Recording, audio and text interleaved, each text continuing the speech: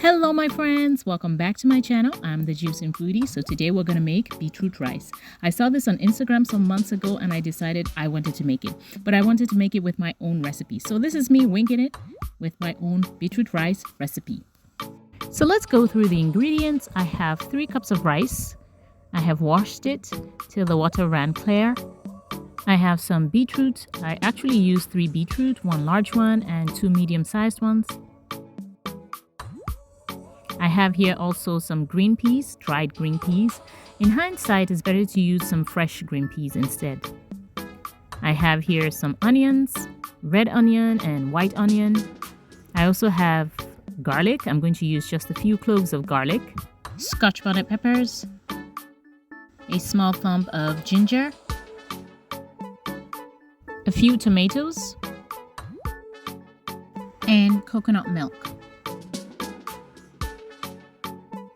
So I'm going to start by peeling the onions, garlic, and ginger. I'm going to peel them, wash them, and dice them into small pieces. So guys, I normally use this ginger, onion, garlic combination as a base for a lot of my cooking recipes because it gives my dishes a nice flavor, a nice aroma, and it just makes everything come together very well. Are you guys familiar with this combination, or what do you use for your cooking recipes? Please let me know in the comment section. So my friends, welcome to my channel. I'm the Juicing Foodie. I make healthy juices and delicious recipes. I upload videos every week. If you're new here, welcome. Please join the family. Hit the subscribe button and also the bell notification so you're the first to know anytime I upload a new video. And while you're at it, please give this video a thumbs up. It really helps with pushing the video out there. Also to my returning subscribers, I really appreciate you guys. Thank you guys for your support and you're very much appreciated. Now that's done, I'm going to set it aside and start chopping my tomatoes and scotch bonnet peppers as well. So there's a reason I'm not grinding the tomatoes and the scotch bonnet peppers. I prefer to just chop them into bigger chunks because I don't want them to disappear in the beetroot rice. I still want to have the taste or the feel of the tomatoes in my rice.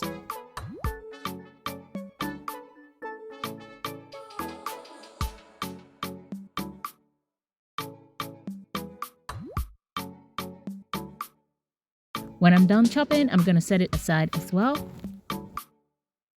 Afterward, I'm going to peel and chop up my beetroot as well, and then I'm going to blend it to extract the juice because we're going to be using beetroot juice.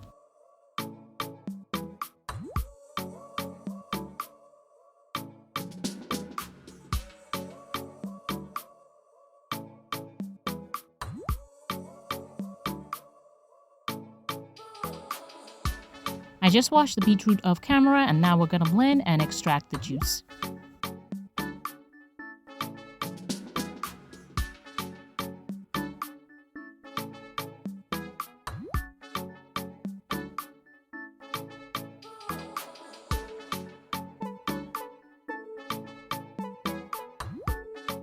Now let's go ahead to make our beetroot rice. So first of all, I am going to heat up some oil in a pot. And then I'm going to add my onions, garlic, and ginger. For the exact recipe measurements, you can check the description box. So I'm going to saute my onions, garlic, and ginger for a few minutes until they're lightly brown and translucent.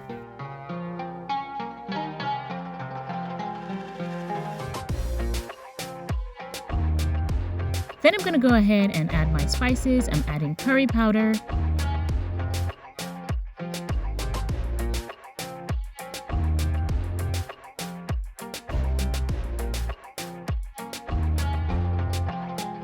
black pepper,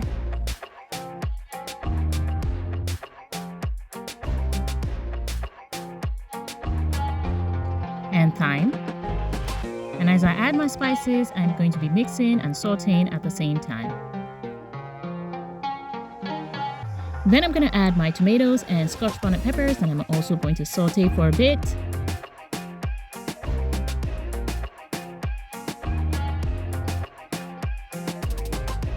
I'm going to add some Maggi cube, add some salt as well.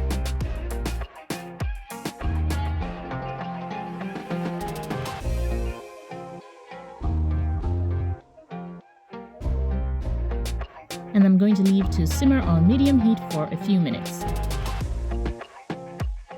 So it's been simmering on medium heat for a few minutes and I can see that it's coming along nicely. It smells divine. So I'm just going to add in my beetroot juice. I added a total of 5 cups of thick beetroot juice.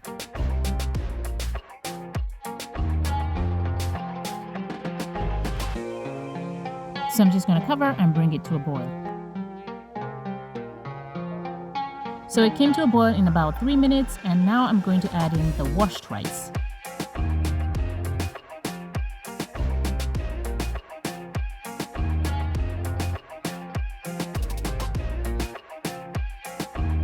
So when I add in the rice, I'm going to mix thoroughly to make sure that every part of the rice is well coated with the beetroot juice. You can also taste to adjust for salt at this time.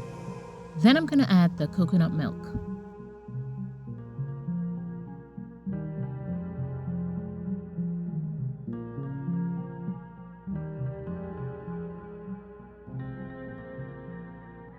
Then I'm going to cover and cook for a few minutes on high heat. Make sure to keep an eye on it so it doesn't burn. So after a few minutes, you can see that the beetroot juice has reduced. So what I'm going to do is I'm going to move it to a smaller burner. I'm going to put on some foil just like jollof rice, and I'm going to cover and let it steam cook.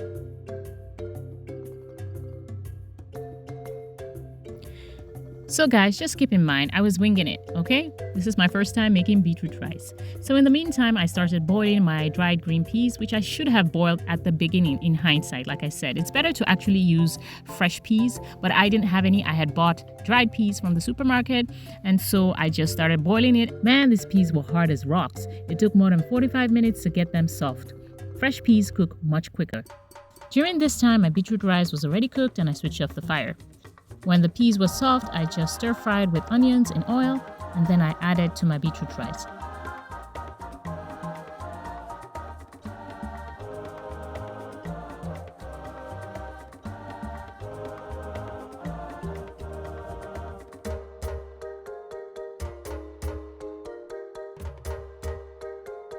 But my friends, you know what happened? My beetroot rice that was looking so red and vibrant changed to looking like jollof rice. I think it's because I waited too long to add the peas. It's because the peas took too long to cook too. But if you look closely at the sides of the pot, you might see some of that red color. But funnily, it was just looking like jollof rice. I was like, what? I just looked at this thing a minute ago and now it's looking like this? Anyway, guys, I just added my peas to the rice, mixed it thoroughly. I also added some sliced tomatoes. Afterward, I mix it carefully and leave it on low heat to heat up for a few minutes before serving.